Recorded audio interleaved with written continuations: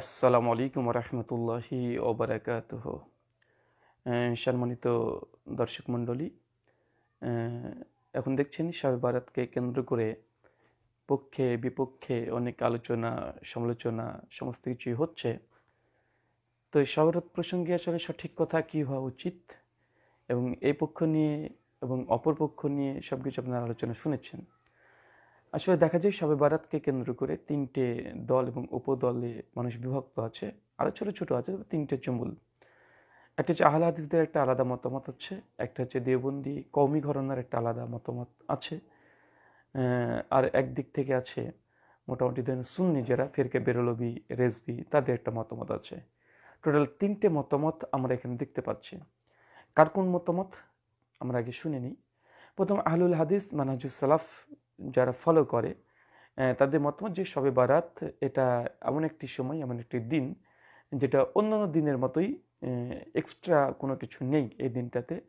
অন্য রাত্রি যেমন বরকতময় রাত্রি, যেমন ন্যাচারাল স্বাভাবিক, ঠিক শবে বারাত 15 তারিখ 14ই শাবানের রাত্রি তথা 15 তারিখ এটা একই।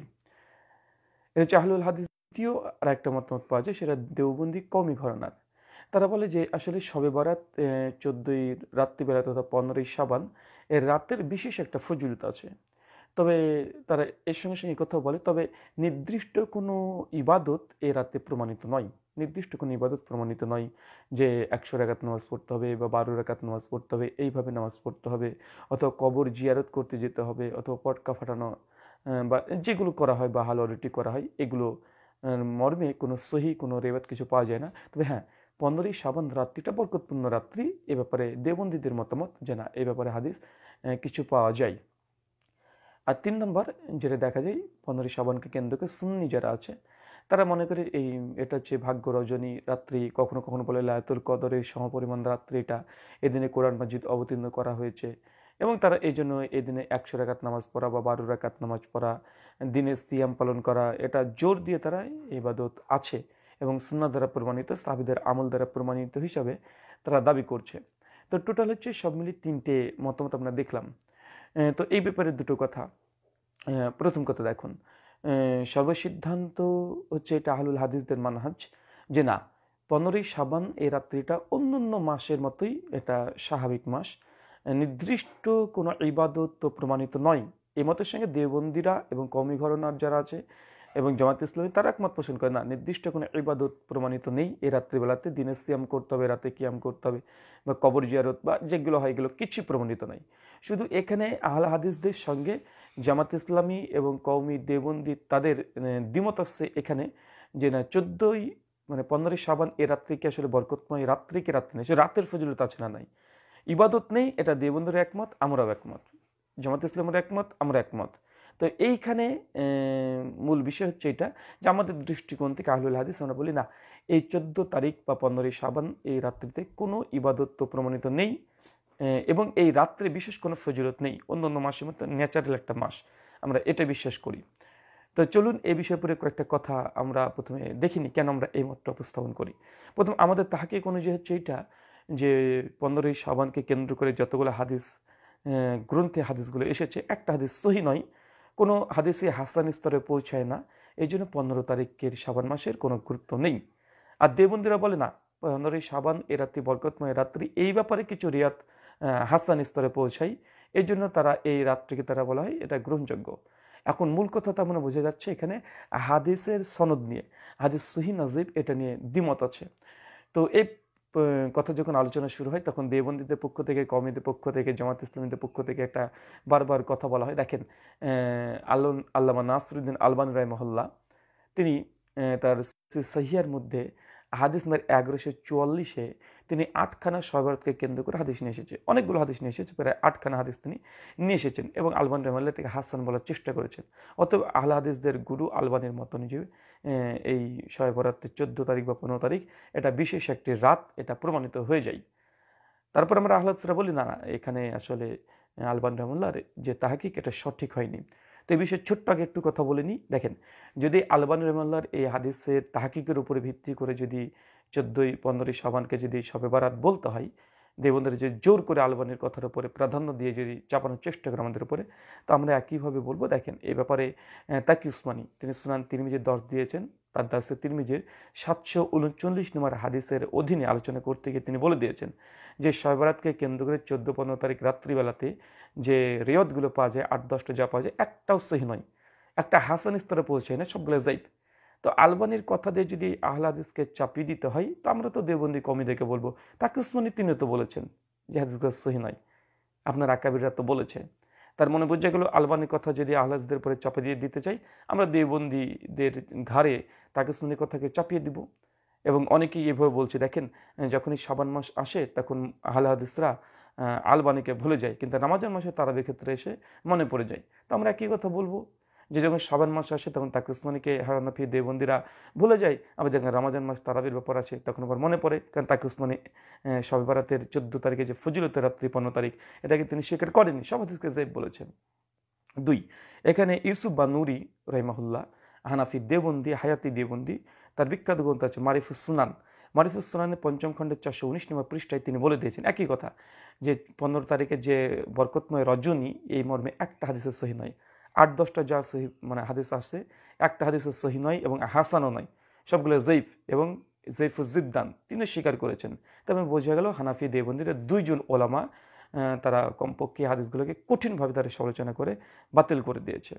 আর যে সালাফদের মধ্যে থেকে দেখতে চান, সালাফদের মধ্যে অনেকে আছে মানে সমষ্টিগত 15 তারিখের রাত্রিতে কোনো বরকতময় রাত্রি কি রাত্রি নয়, শবে বরাত কি বারাত নয়। তো এই ব্যাপারে ইমাম ইবনু আরাবি তার আহকামুল কোরআন 4th খণ্ডে 1690 নম্বর পৃষ্ঠা সূরা দুখানের 1-2 নম্বর আয়াতের তাফসীর করতে গিয়ে তিনি এখানে কঠিনভাবে সমালোচনা করেছেন এবং বলেছেন এই মর্মে কিচ্ছু প্রমাণিত নয়। শবে বরাত 15 তারিখে এই রাত প্রসঙ্গে কোনো কিছু আমলও প্রমাণিত নাই, আর রাতের ফজিলতও প্রমাণিত নাই। এটা সালাফদের মধ্যে দেখা যায় ইমাম ইবনু আরাবি এই কথাই বলেছেন। একই কথা মানারুল মুনিফের মধ্যে ইমাম ইবনু কাইয়িম আজ-জাওজাই 98 এবং 99 নম্বর পৃষ্ঠায় তিনি একই কথা বলেছেন যে আমল তো প্রমাণিত নয়ই, সঙ্গে সঙ্গে এই রাতের ফজিলত প্রমাণিত নয়। তারপরে আমরা 4টে দলিল পেশ করলাম। হানাফি দেওবন্দিরা তো একজনের কথা পেশ করছে, আল্লামা আলবানির কথা। আমি এখানে 4টে দলিল পেশ করলাম যারা সমষ্টিগত এই রাতের কোনো ফজিলতপূর্ণ রাত্রি না, ইবাদত তো নাই, সবই জাল, কোনো কিছুই নাই, তবে রাতের কোনো ফজিলত বা বরকত নেই, এটা আমি 4 জনের কথা থেকে পেশ করলাম।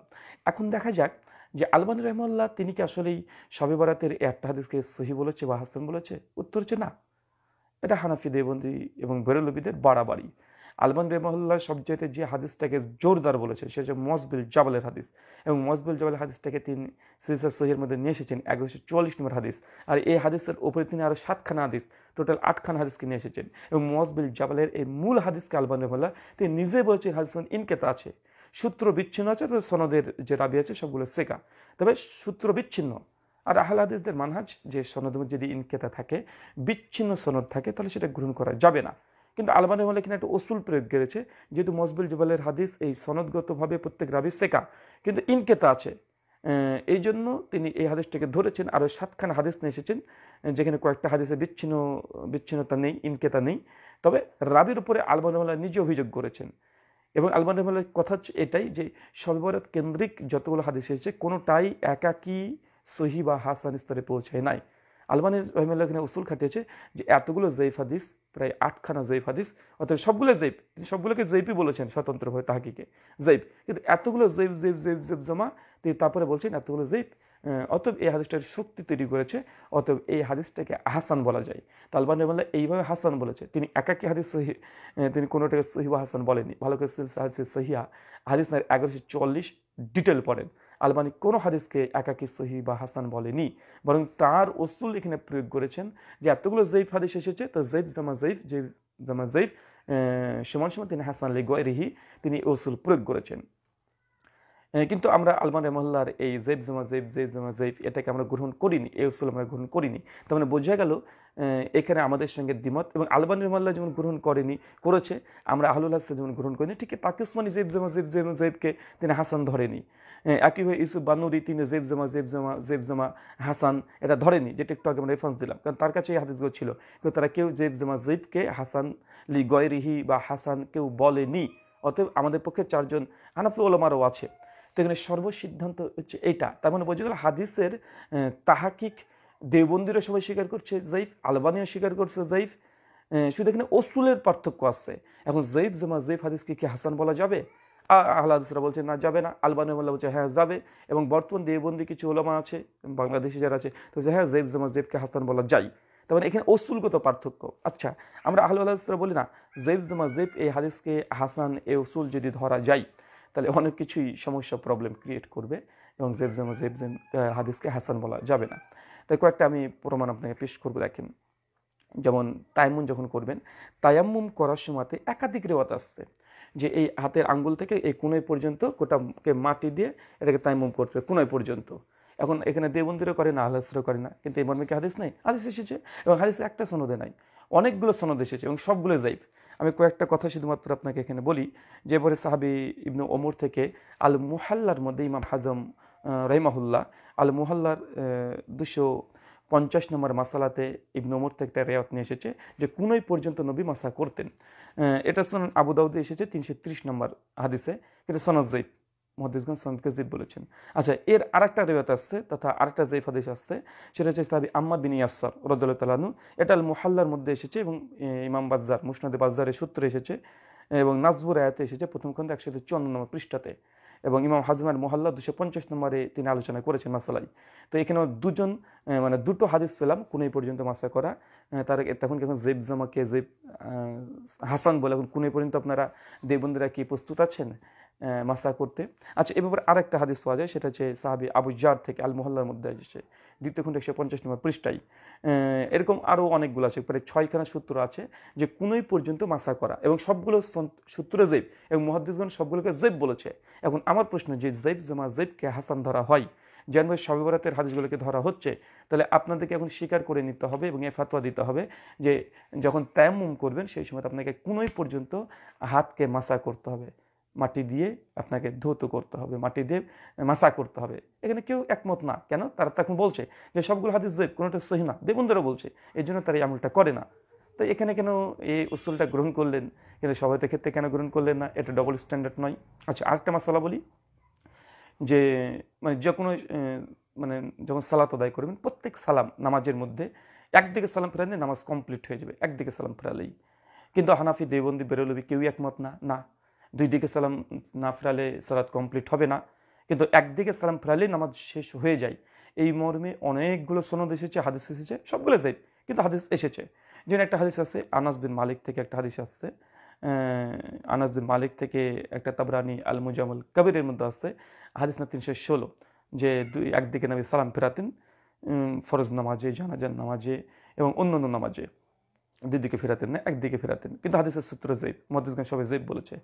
আচ্ছা, এই হাদিস একটা আছে আবু আইয়ুব থেকে একটা রিয়াত পাওয়া যায়, আনাস বিন মালিক, সুনান ইবনু মাজাহ 930 নম্বর হাদিসে পাওয়া যায়। এখানে সমস্ত মুহাদ্দিসগণ এই হাদিসকে জয়ীফ বলেছেন। 3 নম্বর একটা আসছে আয়েশা রাদিয়াল্লাহু তাআলা আনহা থেকে, সুনান তিরমিজি 296 নম্বর হাদিস, এবং সুনান ইবনু মাজাহ হাদিস 919-এ আমাদের আয়েশা থেকে রিওয়ায়াত এসেছে একদিকে সালাম ফেরালে নামাজ হয়ে যাওয়ার ব্যাপারে। 3টি পেলাম। আরেকটা হাদিস আসছে দেখেন সালমান বিন আকুয়া থেকে, এটা ইবনু মাজাহ 930 নম্বরে এসেছে একদিকে সালাম ফেরানো। আরেকটা আছে দেখেন সাল বিন সাদান সাইদি থেকে, সুনান ইবনু মাজাহ 918 নম্বর হাদিস। তো এই সমস্ত হাদিসগুলো যে তাহকিক করতে যান, সমস্ত মুহাদ্দিসগণ জয়ীফ বলেছে, এবং দেওবন্দি, কওমি, বেরলভী সবাই এখানে জয়ীফ বলে। কিন্তু এখন যদি আবার ওই উসুল যদি আমরা খাটাই, যদি লাগিয়ে দিই যে জয়ীফ প্লাস জয়ীফ প্লাস জয়ীফ, তাহলে হাদিস হাসান হয়, যেমনভাবে শবে বরাতের হাদিসগুলোকে হাসান সহি বানানো হয়েছে।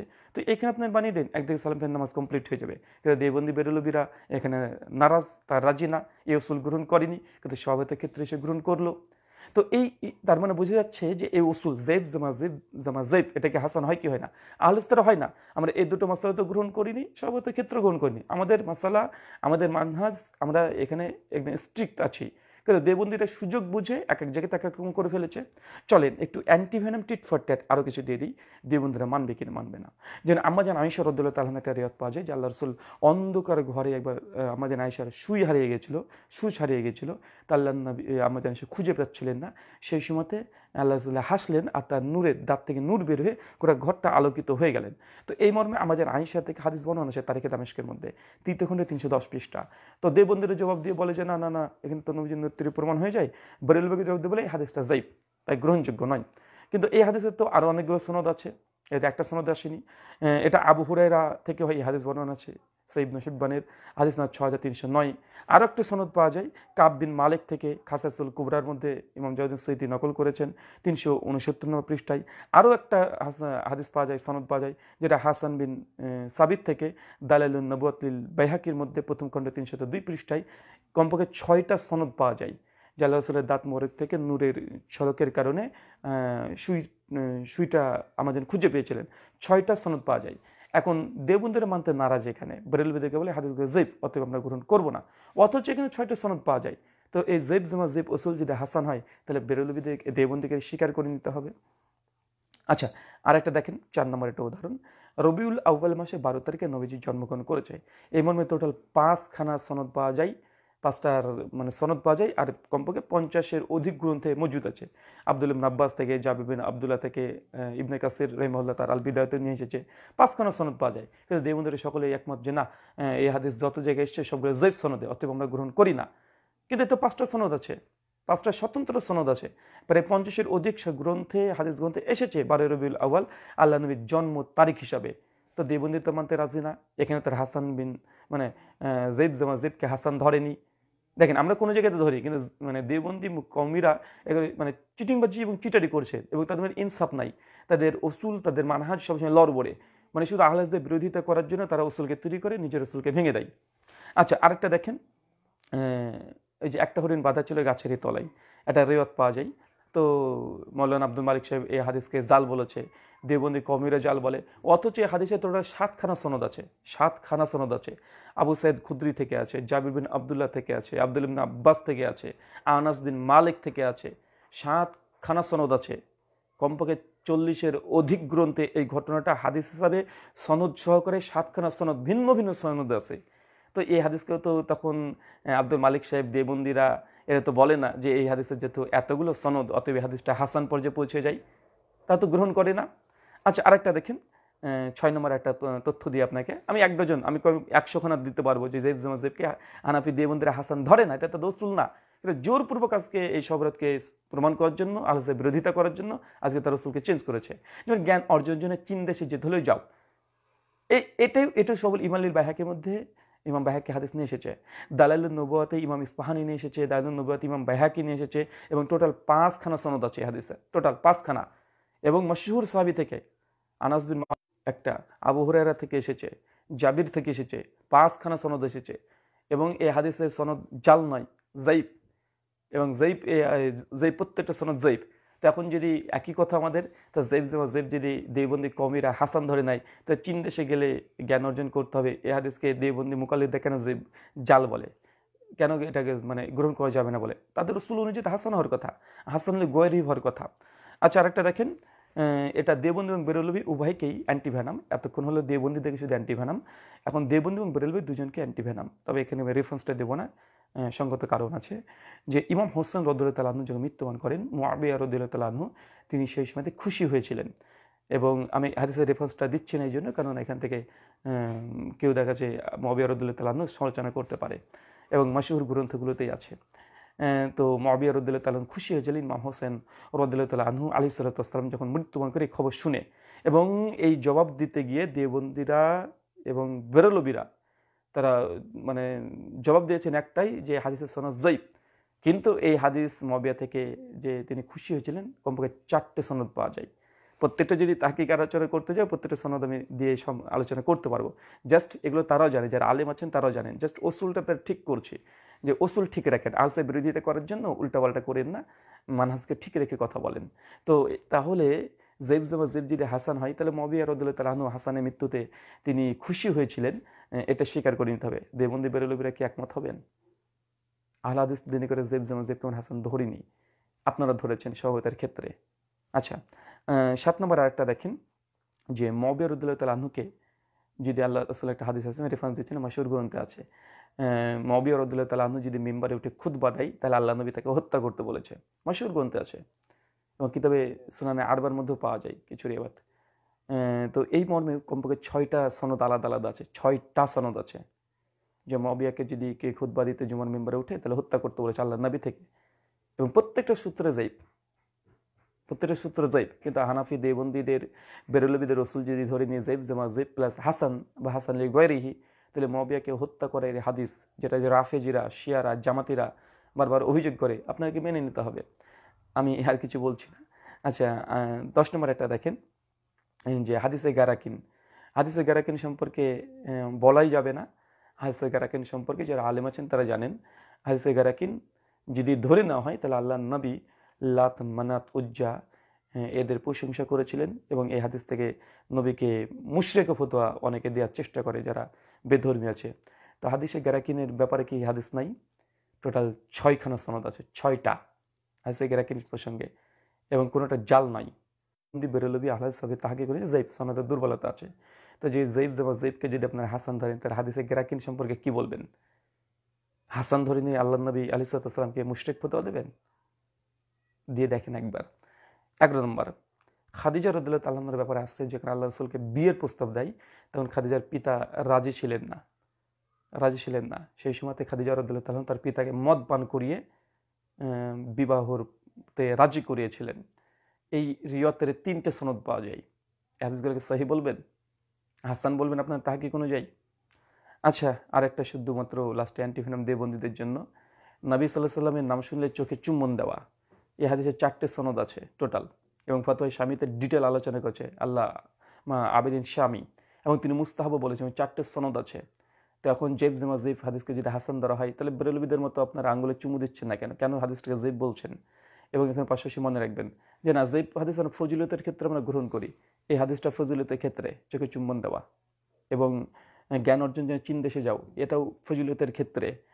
আল্লাহ নবীর 12 রবিউল আউয়াল, এটাও ফজিলতের ক্ষেত্রে। হানাফিরা বলে, দেবন্দরে বলে মানাকিব যদি হয় তাহলে জৈব হাদিস আমাদের নিকটে হুজ্জাত। যদি ইতিহাসের ক্ষেত্রে হয় জৈব হাদিস হুজ্জাত, যদি ফজিলতের ক্ষেত্রে হয় সেগুলো হুজ্জাত। তবে এখানে 12খানা হাদিস পেশ করেছি, যেটা মানাকিব আছে এর মধ্যে, এবং এখানে ফজিলত আছে, এবং ইতিহাস। এই 3 ধরনের হাদিস আমি টোটাল 12টা পেশ করলাম, যেটার একাধিক সনদ আছে, কমপক্ষে 5টার উপরে সনদ আছে সবগুলো। হানাফি দেবন্দীরা মানে না, বেরলবিরা মানে না। আর যে জেব জামা জেবকে হাসান বলতে হয়, তাহলে মুয়াবিয়া রাদিয়াল্লাহু তাআলার ব্যাপারে এবং হুসাইনের ব্যাপারে এবং আল্লাহ নবীর যে আমি রিয়াদ পেশ করেছি আপনাদের সামনে হাদিসে গেরাকিন সম্পর্কে, এই হাদিসের প্রত্যেককে আপনাকে হাসান ধরে আকিদাকে চেঞ্জ করতে হবে, নাউজুবিল্লাহ মিন জালিক। আর এই 12খানা হাদিসের কোনো একটা বিশ্বাস করলে আমার মনে হয় না যে আপনি আহলুস সুন্নাহ ওয়াল জামাতের মধ্যে অন্তর্ভুক্ত হবেন, বেরিয়ে যাবেন, খারিজ হয়ে যাবেন। তো সিদ্ধান্ত এতটাই। তার মানে বোঝা গেল আলবানী রাহিমাহুল্লাহ কোনো হাদিসকে একাকে হাসান বলেনি, বরং তিনি এখানে সূত্র প্রয়োগ করেছেন জেব জামা জেব হাসান। তাই আমি এখানে 12টা হাদিস পেশ করে দেখিয়েছি। জেব জামা জেব হাদিসকে হাসান বললে এটা সঠিক রসুল নয়। আর যদি কেউ ধরে নেয় ফরসেকে পারবেন, যদি ধরে নেয় তাহলে 12টা হাদিস তাদের মুখের উপর আমরা দিয়ে দিলাম। 3 নম্বর, এখানে তাকে উসমানী তিনি হাদিসগুলোকে জেব বলেছেন। 15 শাবানে কোনো ফজিলত নেই, ইবাদত তো জাল, সমস্যা নেই, কিন্তু এই ফজিলত নাই। প্লাস এখানে ইউসুফ বানুরি তিনিও বলেছেন, 4 জনের কথা আমি নকল করেছি।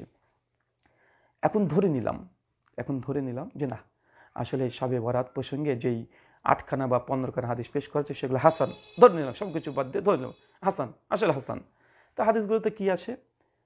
আপনি যে কোনো হাদিসগুলো খোলেন, আবু বকর রাদিয়াল্লাহু তাআলা থেকে যেটা বর্ণনা এসেছে সেটাই খোলেন, অথবা আমাদের আয়েশা থেকে যেটা আছে সেটা খোলেন, মুআজ বিন জাবাল থেকে যেটা এসেছে সেটা খোলেন, আবু সালাবা থেকে যেটা এসেছে সেটা খোলেন, অথবা আব্দুল ইবনে আমর থেকে যেটা এসেছে সেটা খোলেন, আবু মুসা আসারি থেকে যেটা এসেছে সেটা খোলেন।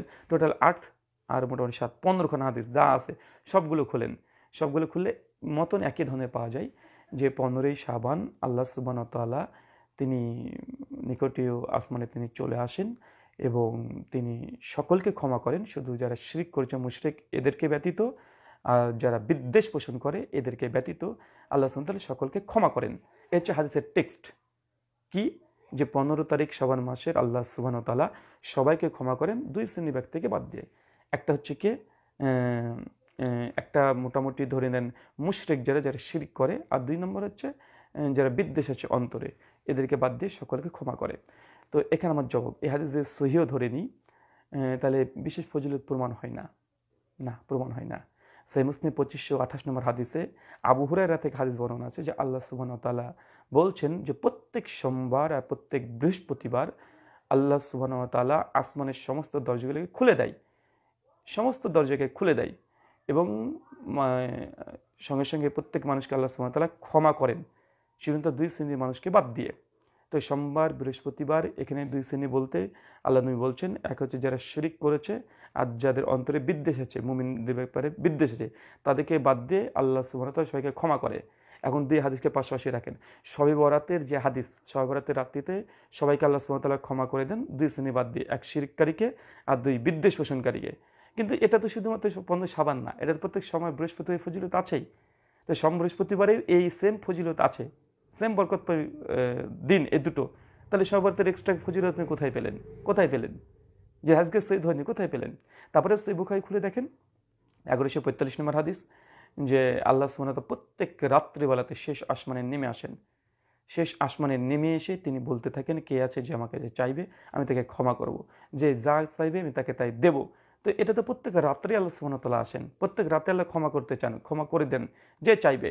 সিলসিলাতুল হাদিস সহিহার মধ্যে 1895 নম্বর হাদিসে আসছে যে আল্লাহ সুবহানাহু ওয়া তাআলা প্রত্যেক রাত্রিবেলাতে নেমে আসেন এবং বলেন, যে আছে আল্লাহ সুবহানাহু ওয়া তাআলা ক্ষমা করবেন, শুধু দুই শ্রেণীর ব্যক্তিকে বাদ দিয়ে, এক যারা শিরিক করেছে আর দুই যারা জেনার সঙ্গে যুক্ত আছে, এই দুই শ্রেণীকে বাদ দিয়ে সবাইকে ক্ষমা করে দেন। মানে আমরা তিনটে সহিহ হাদিস পাচ্ছি বুখারী মুসলিমের হাদিস দ্বারা, যে সোমবার বৃহস্পতিবার সেম একই ফজিলত আছে এবং প্রত্যেক রাত্রিতে প্রত্যহ রাত্রিতে আল্লাহ আসমানে নেমে আসেন এবং সবাইকে আল্লাহ ক্ষমা করে দেন। তবে যারা মানে ব্যভিচারে লিপ্ত আছে তাদেরকে ক্ষমা করেন না, যারা শিরকে লিপ্ত আছেন তাদেরকে ক্ষমা করেন না। আর অন্য একটা রেওয়াত আছে, যারা মুমিন ভাইদের সঙ্গে বিদ্বেষ পোষণ করে তাদেরকে আল্লাহ ক্ষমা করেন না। এখন দেখেন শবে বরাতের যে ফজিলত রাত্রির, যে সবাইকে আল্লাহ বাদ দিয়ে, তো কিন্তু কি বুঝলেন? শবে বরাতের এক্সট্রা কোনো অতিরিক্ত ফজিলত নাই, কোনো ফজিলত নাই। এই ফজিলত প্রতিদিনের প্রত্যহ রাত্রির ফজিলত। যারা মুমিন বান্দা, তাহাজ্জুদ গুজার বান্দা, তারা প্রত্যেক দিন এই ফজিলতের অন্তর্ভুক্ত হতে পারেন, পাবেন। এটা তার মানে বোঝা গেলে এক্সট্রা কোনো ফজিলত পাওয়া যায় না। তাই আহলে হাদিসরা বলে এই হাদিসগুলোকে সামনে রেখে, যে না শবে বরাতের রাত্রি বরকতময় রাত্রি, এটা অন্য রাত্রি যেমন বরকতময় রাত্রি, আল্লাহ আসমানে নেমে আসেন, আল্লাহ সবাইকে ক্ষমা করেন, তিন শ্রেণী ব্যক্তিকে বাদ দিয়ে। একই প্রত্যেক সোম বৃহস্পতিবারে একই ফজিলত বর্ণন হয়েছে, হাদিসের টেক্সট একই ধরনের, একই। তার জন্য অন্য মাসের অন্য মাস বা দিন যেমন, রাত যেমন, সেম একই। যদি হাদিসটা হাসান সহিহ ধরেও নিই যে শবে বরাতের 15 শাবানের তারিখটা, এটাই প্রমাণিত হয়। আচ্ছা, এখন একটা বিষয় দেখা যায়, হানাফি দেওবন্দিরা তারা সকলেই বলছে 14 তারিখ 15 শাবান রাতে ফজিলত প্রমাণিত, কিন্তু কোনো আমল প্রমাণিত নাই। নামাজ পড়বে না, রোজা করবে না, হজ করবে না, জাকাত দেবে, এরা কি বলছে না, যেহেতু ফজিলত আছে তাই নিজেরাই একটা বলছে এই রাতে নফল যত ইচ্ছে নামাজ পড়তে পারে, তবে একাকে পড়বে, জামাতে পড়বে না, দিনে সিয়াম পালন করতে পারবে। এই জন্য যে 15 শাবান আল্লাহ নবী বেশি বেশি সিয়াম পালন করতেন, এই জন্য। তার মানে তাদের কাছে মূল কোনো দলিল নাই, এমনি শাবান মাসে আপনি বেশি বেশি সিয়াম পালন করতে পারেন। এখন এই আম দলিলকে তারা শবে বরাতের রাত্রিতে লাগাচ্ছে, এটা কোথাকার ইনসাফ ভাই? বলছে নফল নামাজ তেমনি রাত্রিতে পড়া যায়, আল্লাহ নবী তাহাজ্জুদ নামাজ পড়তেন, অতএব 15 শাবান রাত্রিতে আপনি নফল নামাজ পড়তে পারেন। ভাই কোনোদিন এই ব্যক্তি পড়লো না, এই যে 15 তারিখকে আপনি এক্সট্রা একটা ইবাদত বানিয়ে দিচ্ছেন, একটা কাইফিয়ত দাঁড় করে দিচ্ছেন, এটাই তো বিদাত, এটাই তো বিদাত। এই জন্য আমরা বলছি এই রাত্রিকে 15 শাবানে কোনো বরকতময় রাত্রি মনে করে, এই নির্দিষ্ট বছরে একটা দিনকে বরকতময় রাত্রি মনে করে আপনি ইবাদতে তাগিদ দিচ্ছেন, আপনি সিয়াম পালন করতে বলছেন, এই যে একটা কাইফিয়ত দাঁড় করে দিয়েছেন একটা, এই কাইফিয়তটাকে আমরা বিদাত বলছি। কিন্তু আপনি যদি কোনো ব্যক্তি যদি 15 শাবান অধিক পরিমাণে সিয়াম রাখা অভ্যস্ত রাখছে, যে 1 তারিখ থেকে রাখবে, সে 15 তারিখ পড়ে গেছে, সে রাখতে পারে। আইমে তাশরিক 13, 14, 15 এটা যদি পড়ে যায়, আইমে বীজের রোজা 13, 14, 15, সে প্রত্যেক মাসে রাখা অভ্যস্ত, সে রাখুক, সমস্যা নেই। যে তাহাজ্জুদ গুজার তাহাজ্জুদ পড়ে সে পড়ুক, সমস্যা নেই, কেননা এই কন্টিনিউয়াসলি প্রত্যহ এটা করে। কিন্তু আপনি এই সাবানকে কেন্দ্র করে দেবন্দীরা যেটা করতে যাচ্ছে, যে একটা কাইফিয়ত দাঁড় করেছে, যেহেতু ফজর প্রমাণিত রাত্রিবেলাতে, অতএব এখানে আপনি এই দুধগুলো করেন, এটা কাইফিয়ত দাঁড় করে দিয়েছেন। তো যারা ঈদে মিলাদুন্নবী পালন করে, বেরুল বিরাতা, তো এই কাজটাই করে মিলাদুন্নবী উদযাপন করার জন্য। যে জিলাপি খাওয়া তো হারাম না রে ভাই, জিলাপি খাওয়া তো জায়েজ, তো আমরা এই তারিখে খাচ্ছি। হালুয়া রুটি খাওয়া তো হারাম না, হালুয়া রুটি তো আমরা খাই সবসময়, তাই হালাল, তো আমরা 15 তারিখে এই জন্য খাচ্ছি, এটা তো হালাল। তো এখানে দেওবন্দীদের কোনো ইনসাফ নেই, তাদের ওসুলে তারা এখানে দাঁড়িয়ে থাকতে পারেনি। ওরা যেদিকে নড়তে যাবে সেদিকে হয় বেরেলবিদের তারা একটা থাপ্পড় খেতে হবে, অথবা হালাসদের কাছ থেকে থাপ্পড় খেতে হবে, দুই গেলে তারা চরবরিয়ে থাপ্পড় খাবে। কেন? তাদের বোঝে ফজিলতের ক্ষেত্রে জয়ীফ হাদিস আমলযোগ্য, তো ফজিলতের জয়ীফ হাদিস আমলযোগ্য হলে শাহাদাত কেন্দ্র করে কি নামাজ পড়ার হাদিস নেই? সুনান ইবনে মাজাহ 1390 নম্বর হাদিসে এসেছে, 12 রাকাত নামাজের কথা এসেছে, 100 রাকাত নামাজের কথা এসেছে, সবগুলো এসেছে, সবগুলো জয়ীফ। হানাফি দেওবন্দীদের নিকটে জয়ীফ হাদিস ফজিলতের ক্ষেত্রে আমলযোগ্য। তো তোমরা 100 রাকাত নামাজ পড়ো, যেন বেরুল বেরো পড়ে, 12 রাকাত নামাজ পড়ো। এই রাত্রিতে আল্লাহ নবী জানা যায় তিনি কবর জিয়ারত করতে গিয়েছে, এটাও হাদিস দ্বারা প্রমাণিত আছে, জামে তিরমিজি হাদিস দ্বারা প্রমাণিত, জয়ীফ সনদ। তো এটাকে বেরলভিরা দলিল বানিয়ে তারা এই জানাজা করতে যাচ্ছে বা এখানে দোয়া করতে যাচ্ছে। তা হানাফি দেওবন্দির বলছে না, এই হাদিসগুলো জয়ীফ, আমলযোগ্য না। কেন রে ভাই, ফজিলতের ক্ষেত্রে তো জয়ীফ হাদিস তোমাদের কাছে গ্রহণযোগ্য, তাতে কেন তোমরা যাচ্ছ না? মানে এদের কোনো স্ট্যান্ডার্ড ঠিক নেই, কোনো স্ট্যান্ডার্ড ঠিক নেই দেওবন্দিদের। বেরলভিরা ঠিক আছে, ওরা জাল হাদিসও মানে, জয়ীফ হাদিসও মানে, ওদের কাছে হাদিসের কোনো তাহকিকের প্রয়োজন নেই, হাদিস হলেই তারা মেনে নেই, তাই তারা যা পেয়েছে মানছে, ঠিক আছে। কিন্তু দেওবন্দিরা এখানে এসে শয়তানি করেছে, চিটারি করেছে, নিজেদের ওসুলকে তারা বরবাদ করে দিয়েছে। দুটো ওসুলের খিলাপ করেছে, এক জেব, যেমন জেব হাদিসকে হাসান বলা, এক। দুই, ফজিলতের ক্ষেত্রে হাদিস দেওবন্দিরা গ্রহণ করে থাকে, কিন্তু আজকে তারা গ্রহণ করতে রাজি না। ইবাদতের ব্যাপারে হাদিস এসেছে, বেরেলবের যত ইবাদতগুলো করে সব ইবাদতের ব্যাপারে হাদিস এসেছে, সবগুলো জেব, জেব ফজিলতান এসেছে। কিন্তু ফজিলতের ক্ষেত্রে তো বাবা তোমরা চিৎকার মেরে বলো তোমাদের কাছে জেব, ফজিলতের ক্ষেত্রে জেব হাদিস, হুজ্জাত হুজ্জাত, দলিল দলিল, কেন করো না? চোখ মুখে চুমু দিতে শুরু করবা। হাদিস এসেছে, 4টে সনদ এসেছে, হাদিসের গ্রন্থে তো অনেকগুলো এসেছে, কিন্তু 4টে স্বতন্ত্র সনদ এসেছে, সবগুলো যাইব, সবগুলো যাইব। তো তোমাদের তো ফজিলতের ক্ষেত্রে গ্রহণযোগ্য, এটা চোখ মুখে চুমু দিয়ে দিবে। তো সম্মানিত দর্শক মণ্ডলী, তার জন্য আমাদের শেষ কথা, সার কথা, ফল কথা হচ্ছে এটাই, 15ই শাবান এ রাত্রিতে যত হাদিস এসেছে কোনো হাদিসে একাকি সহি নয়, সবগুলো জয়ীফ। আলবানিও বলেছে এবং দেওবন্দিরাও সকলেই একমত, সবাই একমত, বেরলভিরও বলেছে এই হাদিসগুলোর মধ্যে দুর্বলতা আছে, শুধু ওসুল প্রয়োগ করেছে যে জয়ীফ হাসান। তো এই ওসুল গ্রহণ করলে কি কি ক্ষতি হতে পারে আমি 12টা হাদিস পেশ করেছি। 3 নম্বর, দেওবন্দিরা বলছে ফজিলতের ক্ষেত্রে আমাদের গ্রহণযোগ্য, আল্লাহরা এটা এই ওসুলে বিশ্বাসী না, তারা ফজিলতের ক্ষেত্রে কোনো হাদিসকে হাসান বলে না বা গ্রহণযোগ্য বলে না, হুজ্জত বলে, তাই আল্লাহরা করে না। কিন্তু এই ফজিলতের ক্ষেত্রে হাদিস হাসান মানে গ্রহণযোগ্য, জয়ীফ হাদিস গ্রহণযোগ্য হলে দেওবন্দির এই আমলগুলো করছে না। চোখে চুমু দেওয়া, কবর জিয়ারত করতে যাওয়া, নির্দিষ্ট রাকাতের কথাও জয়ীফ হাদিসে এসেছে, এটা পালন করে না। বেরেলভিরা করছে না, আহলেসরা করছে না, দেওবন্দিরা এখানে চিটারি করছে, মানুষের সঙ্গে ধোকা দিচ্ছে। যখন এক সাইডে আসো, হয় ওসুল ঠিক করো, ওসুল ঠিক করো, নিজেদের এতেদাল ঠিক করো, তাহলে এটা মিটে যায়। ওসুলে পরে দাঁড়িয়ে থাকো, তোমরা যে হাদিস ফজিলতের ক্ষেত্রে গ্রহণ করো, তাহলে যাও 12 রাকাত নামাজ পড়ার অনুমতি দিয়ে দাও দেওবন্দিদেরকে, 100 রাকাত নামাজের কথা এসেছে সেটা অনুমতি দিয়ে দাও, কবর জিয়ারতের অনুমতি দিয়ে দাও, চোখে মুখে চুম্বন করার এগুলোকে অনুমতি দিয়ে দাও। মানে ফজিলতের ক্ষেত্রে তোমাদের নিকটে এগুলো হুজ্জাত, এগুলো করো, করছো না। এখানে বিরোধিতা করার জন্য হাদিস জয়ীফ, হাদিস জয়ীফ, হাদিস জয়ীফ মানে গ্রহণ করবো না বলে যায়, বেমালন ভুলে যায়, যেগুলো ফজিলতের ক্ষেত্রে বর্ণনা এসেছে বেমালন ভুলে যায় এরা। আবার যখন আহলের বিরোধিতা করার জন্য জেব জামাজিব হাসান, জেব জামাজিব হাসান করে হাদিসকে সহি প্রমাণ করে দেওয়া। কিন্তু এইখানে আবার এই হাদিস আমি যেগুলো বললাম এগুলো কারো গ্রহণ করবে না। সার কথা এটা, হাদিসগুলো সহি নয়। সংক্ষিপ্তভাবে কয়েকটা হাদিসের সংক্ষিপ্ত তাহকিক বলবো। এক, মুআজ জাবালের যে হাদিসটা কিতাবুস সুন্নাহর মধ্যে আসছে, এই হাদিসের ইমাম আবু হাতিম কিতাবুল ইলালের মধ্যে জেব বলেছেন 2012 নম্বর হাদিসে, এবং ইমাম দারাকুতনি কিতাবুল ইলালে 6 নম্বর খণ্ডের 91 পৃষ্ঠা হাদিস তাকে জেব বলেছেন। হাদিসটা কেন জেব? এখানে মাকুল যে রেয়াত করছেন সেটা যে ইয়াখামি থেকে, তার সঙ্গে শ্রবণ সাব্যস্ত নয়, তার থেকে হাদিস শ্রবণ সাব্যস্ত নয়, এই সঙ্গে ইনকেতা বিচ্ছিন্ন আছে। 2 নম্বর, আবু সালবা থেকে যে হাদিসটা এসেছে তাবরানি আওসাতে আসছে, সেই তার গিবের মধ্যে আসছে, কিতাবুস সুন্নানের মধ্যে আসছে, এই হাদিসটাও মাকুলের সঙ্গে আবু সালহার সাক্ষাৎ প্রমাণিত না, এটাও ইরসাল আছে। এবং একজন রাবি আছে হাদিসের মধ্যে, সেটা আবু ওয়াস, ইনি জৈব রাবি। যে কোনো আসফরিজালদের গ্রন্থ দেখলে আপনি পেয়ে যাবেন। ইমাম হাইসমি তিনি মাজমুজ জাওয়াইদের মধ্যে 3য় খণ্ডের 42 নম্বর পৃষ্ঠায় দীর্ঘ আলোচনা করে বলেছেন, এই আবুয়াস ইনি হচ্ছেন জুমহুরদের নিকটে ইনি জৈব রাবি। আমি সংক্ষিপ্ত জাস্ট বলে দিচ্ছি। ইমাম দারাকুতনি এই হাদিসকে জেব বলেছেন তার কিতাবুল ইলাল 6 নম্বর খণ্ডে 324 নম্বর পৃষ্ঠায়। ইমাম জাউদাই রহমুল্লাহ তিনি হাদিসটাকে সহি বলেছেন আল ইলালের মধ্যে 920 নম্বর হাদিসে। তৃতীয় আরেকটা হাদিস যেটা আসছে 15 শাবানকে কেন্দ্র করে আব্দুল্লাহ ইবনে আমর থেকে, তারগিবের মধ্যে সেই তারগিব ইমাম মুনজিরি নকল করেছেন। এখানে 3টে রাবি জয়ীফ, একটা হচ্ছে ইবনে লাহিয়া, জমহুর মুহাদ্দিসগণ জয়ীফ বলেছেন, এ বিষয়ে আমার একাধিক বইয়ে তাহকিক আলোচনা করেছি। 2 হচ্ছে ইরওয়া বিন আবদুল্লাহ, ইনি হচ্ছেন মুনকার, যে কোনো রেজাল্ট শাস্ত্র ঘাটলে পেয়ে যাবেন। 4 নম্বর যে দলিলটা এসছে আবু মুসা আসাই থেকে, ইবনু মাজাহ 1390 নম্বর হাদিস, এখানে ইবনু লাহিয়া আছে, জমহুরদের নিকটে তিনি জয়ীফ। এবং জুবাইর বিন সালিম আছেন, তিনিও মাজহুল রাবি। এখানে আব্দুর রহমান এখানে আছেন, তিনিও মাজহুল। আর ওয়ালিদ বিন মুসলিম আছেন, তিনি মুদাল্লিস তাদলিস করেছেন। ইবনু মাজার এই প্রবলেম। আবু হুরায়রা থেকে যেটা এসেছে মুসনাদ বাজ্জারে, এটা হেসাম বিন আব্দুর রহমান, তিনি মানে মাজহুল আছেন। এবং আমাশ, দ্বিতীয় রাবি আমাশ, তিনি তাদলিস করেছেন। এই মোটামুটি 5টা দিলাম, সবগুলোর মধ্যে এই মূল হচ্ছে 5টা।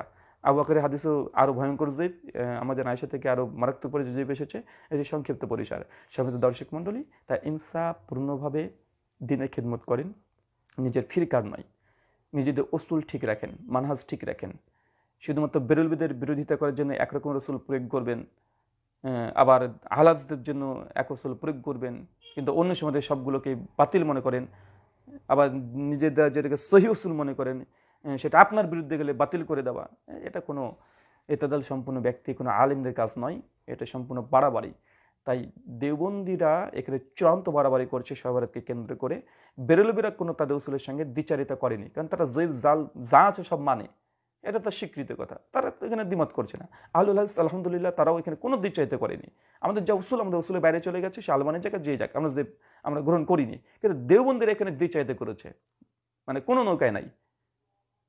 এই জন্য তো বেরলবিরা বলে দেওবন্দি, দেও মানে হচ্ছে শয়তান, বন্দি মানে স্থান, শয়তান বা স্থান বলে, জাল বলে, কান্ডারি বলে।